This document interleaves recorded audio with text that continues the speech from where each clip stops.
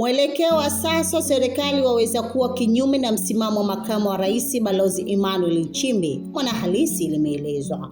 Vyanzo vya taarifa kutoka ndani ya Chama cha Mapinduzi CCM vinaeleza kuwa msimamo wa Balozi Nchimbi jinsi ya kukabiliana na upinzani unatofautiana na mwelekeo wa viongozi wenzake walioko serikalini. Kwa mujibu wa taarifa hizo, kutofautiana msimamo kumesababisha uhusiano kati yake na baadhi ya viongozi kuanza kuyumba. Siwezi kushangaa kauli za Balozi Nchimbi na kinachotendwa na baadhi ya taasisi za serikali kinaonyesha kuna mstari mwembamba unaounganisha yeye na wenzake, ameeleza mbunge mmoja wa chama tawala. Anasema, tunamfahamu, anachokihubiri ndicho anachokiamini. Ni muumini mzuri wa demokrasia, utawala bora na uhuru wa kutoa maoni. Sio mtu anayependelea migawanyiko ya kisiasa, lakini wapo wenzake wanaoelea na kuratibu ugomvi na mitafaruku. Taarifa kuwa mwelekeo wa serikali na msimamo wa Balozi Nchimbi kuwa tofauti kumehusishwa na kauli yake wakati wa mazishi aliyekuwa mwadhama Polycarp Cardinal Pengo, askofu mkuu mstaafu wa kanisa Katoliki jimbo kuu la Dar es Salaam. Akizungumza katika hafla hiyo,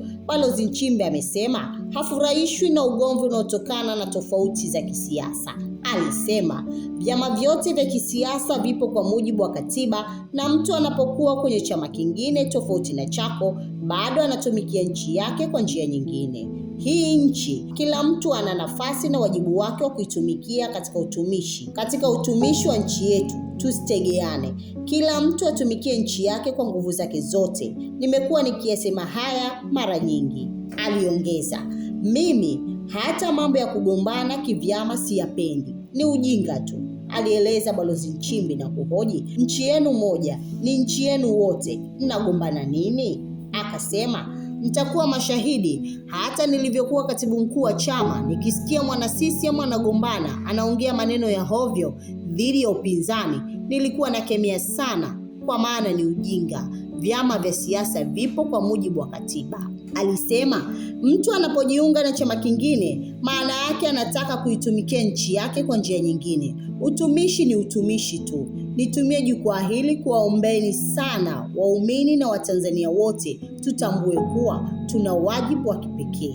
Alisema anamheshimu Kardinali Pengo kwa kazi kubwa aliyofanya, hasa kwenye kuanzisha majukwaa ya imani ambayo amesaidia kuunganisha kwenye dini tofauti. Kardinali Pengo alisema bila aibu kwamba Wakatoliki peke yao hawawezi kuifanya nchi hii ikawa salama. Isikilizeni hiyo hotuba aliyoongea kuhusu Mwalimu Nyerere. Amesema maneno mazito sana. Amesema maneno ambayo yataishi miaka 100 kutoka leo. Tunapomwenzi Kardinali Pengo, tunapoenzi utumishi wake. Amesema maneno mazito sana. Amesema maneno ambayo yataishi miaka 100 kutoka leo. Tunapomwenzi Kardinali Pengo, tunapoenzi utumishi wake, kila mtu moyoni mwake ajisikie kwamba ana wajibu na nchi yetu kwa kuitumikia kwa uaminifu na uadilifu.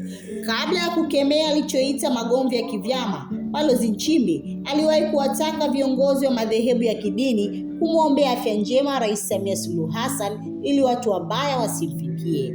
Makamu wa rais alisema, tumwombea Rais Samia apate wasaidizi waaminifu na wakweli na afunge mageti ya Ikulu dhidi ya watu wabaya. Alisema watu wenye mawazo mabaya waone Ikulu wapaingiliki kwa namna yoyote ile, wasitamani hata kusogea karibu na rais. Alitoa kauli hiyo tarehe 6 Februari mwaka huu wakati wa kusimikwa kwa viongozi wa Baraza la Makanisa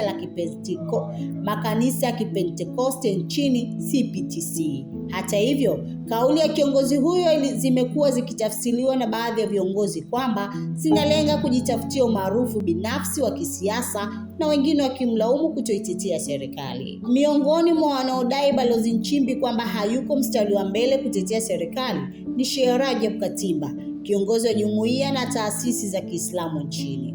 Kauli ya Balozi Nchimbi inalenga kujitenga na mwelekeo wa serikali ya Rais Samia kwa jinsi anavyokabiliana na upinzani. Anaeleza kiongozi mmoja mstaafu serikalini, anasema ni hivi, tofauti na ilivyokuwa miaka ya mwanzo wa Rais Samia ambako uongozi wake ulisifika kwa ustahimilivu, uvumilivu na kujenga upya taifa, mwelekeo wa sasa unaonyesha amerudi nyuma. Inaonekana makamu wa rais anataka mwelekeo wa serikali urudi kule kule miaka ya mwanzo ya Samia Ikulu, alipohubiri maridhiano, ustahimilivu, mageuzi na ujenzi mpya wa taifa. Rais Samia aliingia madarakani tarehe 19 Machi 2021 baada ya kifo cha mtangulizi wake, Rais John Magufuli. Naye Gideon Paul, mchambuzi wa siasa nchini, ameliambia Mwanahalisi, matamshi ya Balozi Nchimbi yanaonyesha kuwa anataka kutuliza jamii. Unajua, jamii inaamini wanavyofanyiwa wapinzani ni uonevu na uratibiwa na serikali na taasisi zake. Sasa Nchimbi anataka kurudisha taifa kwenye umoja, jambo ambalo inaonekana kwenda kinyume na msimamo wa wenzake, anaeleza. Anatolea mfano wa kile wanachofanyiwa Chama cha Demokrasia na Maendeleo Chadema wakati huu wa kuelekea maadhimisho ya Siku ya Wanawake Ulimwenguni, ambapo jeshi la polisi limekizuia kufanya maadhimisho hayo. Aidha, katibu wa Jumuiya ya Taasisi za Kiislamu nchini, Sheikh Issa Ponda, anasema kauli aliyotoa makamu wa rais ilipaswa kuwa msimamo wa serikali na chama anachotoka. Anasema anahubiri utawala wa haki na usawa, lakini wenzake kwenye chama na serikali wanatenda tofauti. Anatolea mfano wa kauli ya Steven Wasira, makamu mwenyekiti wa CCM Tanzania Bara, kwamba Tanzania hakuna kesi za kisiasa na kufunguliwa mashtaka ya uhaini kwa mwenyekiti wa Chadema Tundu Lissu. Ponda anasema shida kubwa ni kwamba CCM imeishiwa punzi ya uvumilivu.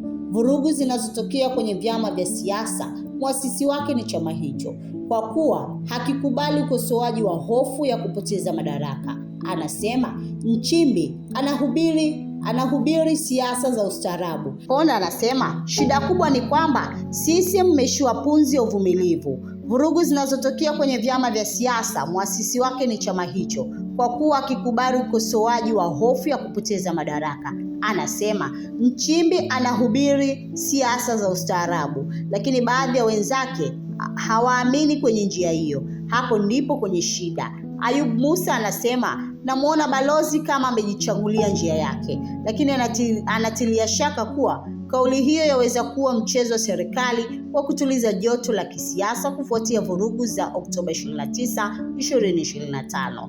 Mimi naona kama huyu ndugu amezisoma hisia za wananchi, sasa yupo kazini kuhakikisha kuwa anapunguza joto la hasira za watu, anaeleza. Haya na mengine mengi, usikose kufuatilia gazeti lako la Mwanahalisi ambalo linatoka kila siku za Alhamis. Jina langu ni Zakia Nanga. Ili kwa wa kwanza kupata habari zetu, tafadhali usisahau kusubscribe, like na kucomment.